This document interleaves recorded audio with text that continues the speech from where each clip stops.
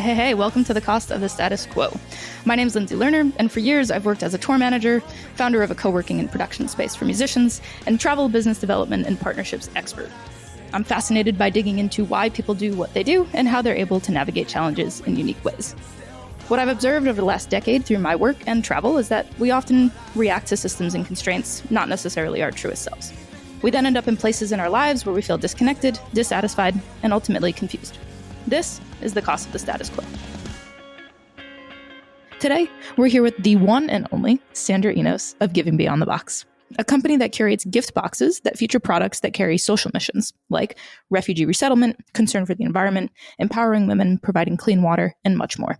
If that wasn't enough, Sandra is also a sociology professor at large, and Sandra and I met when I was a student at Bryant University. Unfortunately, I never had her as a professor, but she was a great mentor and now friend. Thank you so much for being here. I'm delighted to be here. I'm delighted to be here with you, especially. Absolutely. Are we calling in from down by the beach today? Well, it's 7 minutes from the beach. I'm here in lovely, historic Peacedale, so it's just a beautiful day in Rhode Island. Let's take a moment, take a step back, and share a little bit of your backstory. So could you tell me about where your parents are from and how the heck you got to good old Rhode Island? So I'm a native Rhode Islander. My mom and dad were first-generation immigrants. My dad from a little island in the Azores called San Miguel, and my mother from just outside Quebec. She was French-Canadian. They're very working class, work with their hands, worked in factories. And I grew up in that kind of, household with my parents, especially my dad, had fought in the World War, and he was a great believer in the American dream. Although he didn't ask a lot of America except to work really hard and be devoted to his family and save enough money to have a house. So he died before we really got to talk about my future. He died when I was 14. But I always felt he thought that I could do just about anything. But what was most important was that I'd be a nice person. He didn't care really that much that I was smart. Neither did my mother. Neither of them were impressed at all. You leave that kind of household with a very kind of humble idea of yourself. So when you really get out to the real world and they kick you in the teeth because you are, in fact, not the most special person on the planet, you're not surprised at all. You were ready.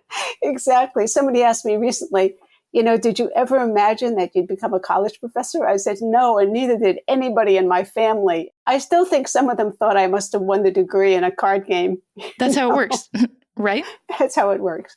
Exactly. So, I was lucky to go to Rhode Island College. It was completely tuition free when I went. I was basically, my tuition was subsidized by the taxpayers in Rhode Island, with this different philosophy at that time that we want to educate working class kids to take their place in the economy. We think that's a really good investment. So I, by the benefit of the generosity of Rhode Islanders, I got a BA, and then somebody there thought I was smart enough to get a master's degree. And then I took 25 years off before I got a PhD. Wow. And when you were at Rhode Island College, were you studying sociology? Yeah, I took my first sociology class in my freshman year, my junior year. And from then on, I knew finally I could study something where I could have ideas of my own. I could become an independent critical thinker. I moved from being sort of like a monkey mind. Those of us who are good students can memorize and can impress our teachers with what we can repeat. But sociology, there was an opportunity to really think about things that were really happening, things that I knew were true about my life. And so I just loved it. And that's the only degrees I have, sociology, and sociology. Thank God there wasn't another degree. That would have been really something. I love it. And so when you graduated from Rhode Island College, what were those options for you? Or was there rather a path that was pretty straightforward for you at that time? Because I went to school in the 60s, in the early 70s, it was civil rights, ending Vietnam, and giving back was the generational challenge created by John Kennedy. So one of the reasons that I kept in school was because I wanted to join the Peace Corps. I wanted to be part of that young idealist generation. And then I was so concerned about American foreign policy that I decided to join Vista instead. So I left Rhode Island College and worked as a Vista volunteer in Alabama for a year in the early days of the 1970s. And I was assigned to become a community organizer in a very rural, mainly Black community in the South. If you're 21 years old and your job is to end poverty, but you don't have any money. That's a heavy lift. It was a really heavy lift. And, when I think about that whole program, the idea that we're going to send in young, idealistic people into communities they know nothing about. That's what I was going to say. Is there any background for listeners who don't know anything about the Americorps program or the Vista program in general? Yeah, so the idea was that this was sponsored by the federal government, and it continues to be, so that people can go into communities that need and do what they can. Now, when I was there, you could just go and do anything you wanted. You could rile up populations and revolt against the bourgeoisie, but that was ended, and they finally decided that we would all work with nonprofit organizations. We're working with Head Start as our sort of cover. But we had people, in our group that were working to get women access to birth control and to work on food issues. And I worked on housing issues. I built houses when I was there in a federal program. But, Lindsay, I think what was so interesting, and I think probably some of your comments have already pointed to that, you look back sometimes when you're my age, I'm in my 70s, and you look back to being like 21 and you're thinking, right, so here I was, this little Yankee, and I've got a degree in sociology, and I'm going to somehow think that I have something important to offer, to other people. And, people would ask us questions like all the time, like the chief of police in the little town would say, you came all the way here. Don't you have any problems at home you might want to attend to? Or people would say, aren't you pretty enough to get married? Like, what are you doing here? It was just so hard for us to make ourselves like understood, we're here to help you. And other people would say, are our problems like that bad, that you had to come? Why do you think our problems are any worse than anybody else's? So on one hand, you think, I'm going to go and change the world. I know I'm going to be accepted by people who see me. I'm such a lovable kid. I'm devoting a year of my life, and people greet you and they say, we're good. And what's the matter with you? That's been a common thing on this podcast so far, has been the audacity that we have when we're younger. And now that we're talking about it, I guess it's a bit more ignorance then. Yeah, it's audacity, it's ignorance, and it's just sort of, being open to those sort of experiences. Most of my friends didn't go to Vista. Nobody I talked to when I was 21 thought it was a good idea for me to go to Vista. Everybody's like, I don't know if you're familiar with the movie Easy Rider, but it's about some hippies who are on a motorcycle. Everybody thought for sure that I was going to be shot in the head. Like everybody, all the time, And it was just because it was such a strange environment for us too, Yankees being in the middle of the South. People would come over, like the white folks would come over and like leave a shotgun for us, to protect ourselves, which was a good idea because we had no phone. There was no police like anywhere around, I mean, there was like just nothing where we were. We were like, and we was like, oh no, we don't want a gun. We don't want a gun. We're good. We're going to bake some cookies and go down to the community center and see if we can, empathize. That's wild. And so you're in Alabama, you're attempting to do this work, you're physically literally building homes. And do you know what the other students that were in your graduating class were doing? Yeah, they were becoming school teachers and social workers and nurses and getting married and, doing all those traditional things, none of which had like even an ounce of interest to me. Like nothing like that seemed. So it was sort of like, like that book, Hope in the Unseen. I knew that there was something other, and I knew I wanted to make a contribution. And I knew I was sort of, analytical as well, even through all this experience, which is, some days were absolutely frightening in terms of our physical safety. Some days we were like really in danger. But like of all of that, I think I spent most of my life trying to figure out like, what are the holes in our system? And is that the hole I should poke myself into? What's going to work? It was an amazing year because I also got to see the great cultural superiority of those of us in the Northeast, who are in constant rage against everybody else because they don't think like we do, and I say that given all the politicization and stuff, but oh my God, that was just fascinating.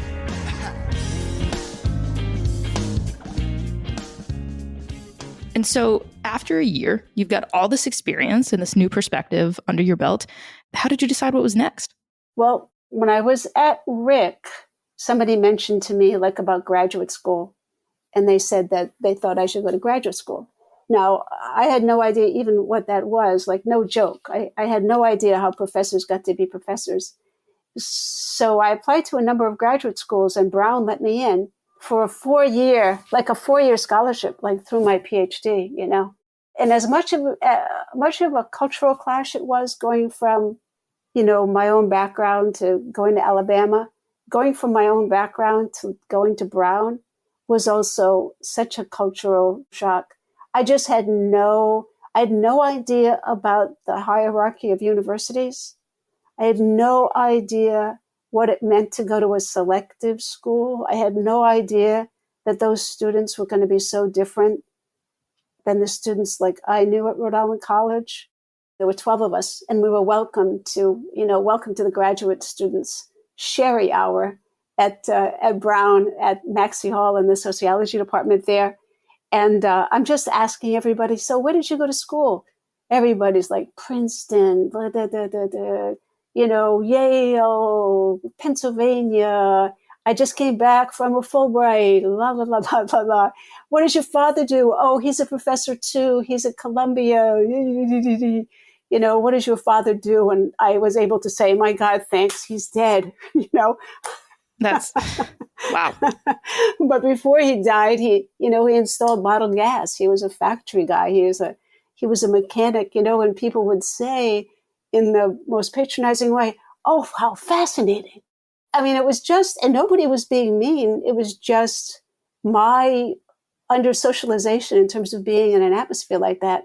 And then at the end of the sherry hour, the chair took me aside and said to me, my gosh, how far you've come. We read your essay, and you come from this immigrant family, and the Portuguese really know how to build a wall. Oh my gosh, they can really build a wall, and they save so hard, and they're such hardworking, sincere people. And what's that bread you can buy at the bakery? So I told them everything. And they're like, and so I was the first Portuguese student. I was the first student from Rhode Island College to get into graduate school, in that program. So it was like first, and the chair was reminding me, you're the first of yours. He said, however, just in case, we've arranged extra help for you. So at any time, if you feel like you're struggling, just come to see me. We've got a tutor. We've got a couple of tutors. They're more than happy to help you. And I didn't talk to anybody about any of this because I knew my parents wouldn't understand.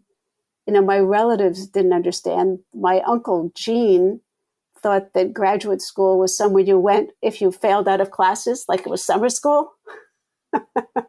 When I told him I was going to Brown, he's like, why would you go to Brown? They don't even have a football team. I mean, not to speak of, so there's just nobody to talk to about this. But as a young person, 22 years old, I was trying to think, well, if I get help, that sort of means that I need help and maybe that I shouldn't be here. So the only way to succeed was to work like as hard as I could, at least through the master's. I took all the classes, finished up my degree and all my requirements in about 12 months. I had a master's degree, which was supposed to take me 2 years, because I just couldn't stand the culture. I just couldn't feel like, how hard do I have to work? Am I a fraud? This is not an environment I'm going to excel in. I don't want to spend so much time talking with professors about, how many data elements I need to have and, trying to study things they were interested in. I just wanted to get out into the real world and do something. And, I would try to talk to them, I've just been to Vista, and I've been fighting poverty. They're like, we don't care about that. Wow, that's eye-opening for sure, huh?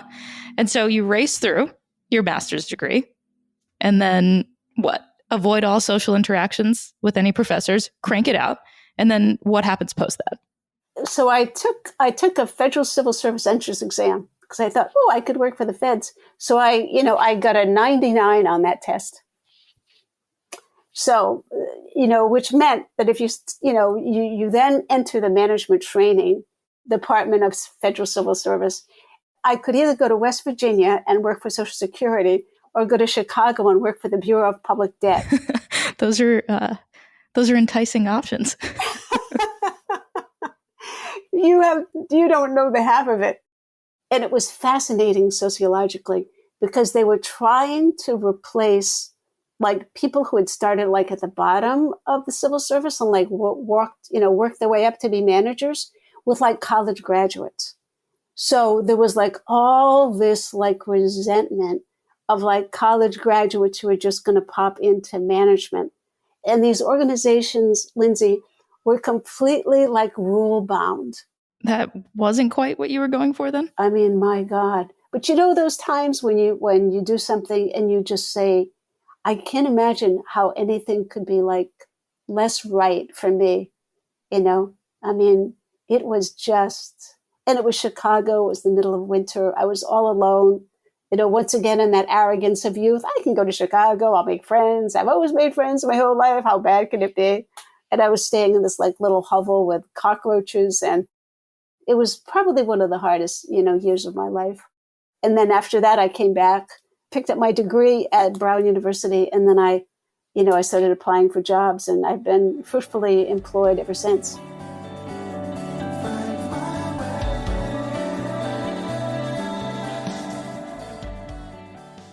You come back to Rhode Island after your terrible experience in Chicago, and then... Yep, so I began working for nonprofits. I began to work for nonprofits, like doing program evaluation for criminal justice programs. And then from there, I worked at the state prison for a while when the state was under federal court order. Just an amazing scene. And then from there, I went to child welfare for about 6 years. Then I went and I was doing computer things because somebody asked me to. I didn't have any training. And then from there, I worked in high tech for a couple of years, working for a small data management company, going all over the United States and selling training packages to them. What happened to me then? I think I went back to corrections, did some more data management. Then when I was there, after that, I went to the State House. I worked for as a policy aide for the governor of the state for less than a year. Then I worked at URI. And during all of this time, I would be teaching classes at Rhode Island College as an adjunct professor. In sociology, I would be teaching criminal justice and sociology of the family. Was there any difference between what you were teaching in the classroom and then obviously your personal life and your career was much different? What was that experience like, or that discrepancy rather? Yeah. I loved, to me, like being able to like go and teach, for like 6 hours. I would go 4 to 7 and then 7 to 10 was absolutely like creative and engaging. And and because once again, I was teaching sociology of the family, I was working at child welfare. So you got to bring, a very different perspective from the students. And I was teaching criminal justice. I was working at the state prison. So I was able in those classes to, ask students about public policy questions, Today at the Department of Corrections, we got to think about this policy. Should we treat men and women alike in prison? Should women have access to the same programs that men do? And the students would say yes. And I said, well, do they have access to the same punishments? Like, do we want to shackle them when they go to the hospital and have a baby the way we shackle men when they go to the hospital? It's like, So it helped me understand, how engaging a classroom could be. To have these jobs, which are sort of interesting, but then to have the great creativity of being able to teach young people and being very interested in what they had to say, that was just a gift. I really enjoyed that. Absolutely. And then, so you find yourself, 50 and decide you go back to school? Yes, pretty close. And I had run into, everything's an accident. I had run into the chair of the department in a grocery store. And she said to me, hey, Sandra, we probably never told you this after teaching as an adjunct for 12 years, but your course evaluations are like the best in the department. You've got you're really good at this, And because I didn't know, they just kept hiring me and nobody ever came to watch me teach, ever. I never had a classroom evaluation, ever. So I said, well, yeah, okay, so I'm a good teacher. What do you make of that? She said, you should go back and get your PhD. And I flashed back to like being at Brown and thinking, oh my God, academic BS, I could never do it. So I sat on that for about 2 years, and then I went to UConn and I took a class because it would be a different university, state university, younger faculty. They were known, researchers on HIV, which I worked on, and a number of other issues, prisons, incarceration. So I went and I took a class, and it was a qualitative methodology class, which is a sociology, anthropologist too, that it's all about trying to see how other people are understanding the world. So I did qualitative sociology, and I looked at the parenting program at the women's prison to see how women there defined what it meant to be a mother while you're incarcerated. And that was fascinating. I got an A in the class. I just loved it. It was about as intellectually on fire as I had been in years. And then I applied for admission to the school, and that eventually became my doctoral thesis. What do you think the ultimate difference was between the status quo that existed in academia when you were at Brown versus at UConn, other than obviously the institution is different? So it's the institution, it's the culture. It's like 20 years like later when I was at Brown, there was no ethnic studies, there was no women's studies, there was none of this. People are important to listen to, so there was like none of that. They were very good at like older adults pursuing education. They were not so focused at like our students have to be scholars. We want to get them into Chicago. We want to get them into the best programs. There was really not that much emphasis. The real emphasis was let's ask some interesting questions, questions that matter, So I was, I was all about that. Definitely. And then, so you get to be a professor post that. Yep, they let me be a professor. Yep. I was lucky enough to get a job at Rhode Island College. I was there for 8 years. And then I went to Bryant for my last 13 years. Yeah, it's kind of a mess of a career, but that's what happened. You take a wrong path, you just learn a little bit more about yourself, that as much as they say, what sometimes you'll have to do anything just to put money and food on the table, which I've done. I've worked in factories. That was all my summer work, factories of waitressing. But even in those jobs, there was a certain like dignity to them, and a certain respect for people who had been doing this like all their lives. It's a long way down the open road, but I've got my shoes tied on tight. So not to breeze over your time as a professor, but in the last couple of minutes we have here, I would really love to hear more about what you've done since. I had run little pop-up marketplaces at Bryant during the holidays, and I would always invite social entrepreneurs, like, Providence Granola, Beautiful Day, River's Edge, and I would see how well those went. I would see how happy consumers were, like faculty, students, and staff, to buy a good that gave back to the community. And we did one year where we did really, really well. And I was trying to figure out, like, well, how do I replicate this magic? I don't want to run pop-up markets for the rest of my life. But can I put together products and boxes so that people feel wonderful about giving the gift? I want to give this gift to you, Lindsay, because I know you care about the empowerment of women and you care about welcoming immigrants into our community. I want to give you this gift. And so for me, I, as the gift giver, get to give you that. I feel great. You receiving the gift, think, wow, she really knows me. She knows what I care about. She wants to celebrate it. And then there's the benefit of, all the giving back that it does to communities, whether it's a social enterprise or a BIPOC-owned business, a woman-owned business, local farmers, Rhode Island artists. So the idea there is to sort of build boxes that serve a lot of audiences, but also to build bridges, so that people in the, let's say, in the white community understand that there's a way to connect to the BIPOC community through these boxes to support these, these small businesses, to build a community that way. So yeah, so that's been fun. And to me, it's not it's not retired. It's like repurposing, it's like retreading, I get to surround myself with people who are working really hard to make this the kind of community we want to live in, whether it's small businesses or people who are working on refugees or homelessness or women's issues. I mean, no matter how hard we could work, we could never do everything. So the important part is to support each other, every way we can. If we want to live in a decent community, that sort of village that raises children and raises each other up, we don't have any other options but to rely on each other. Are there any trends that you've observed since being in the business world, whether it's small business, entrepreneurship, startups, however you want to view it? Any trends that you've observed that you'd like to see changed in that capacity? Well, certainly, Amazon, I think, should just be ashamed of themselves. I'm worried about the loss of businesses to places like Amazon, the loss of community. I'm worried about that. I'm worried about, not to get too political, but a Supreme Court that is increasingly, divergent from what Americans, what the country really wants to see. I'm worried about that. On the other hand, I'm increasingly excited about, movements like Local Road Turn Rhode Island, which is trying to build up the local economy, and people like yourselves as well, thinking about, what is all this about? How do we get each other on, on a path here so that we're walking towards some good end? Exactly.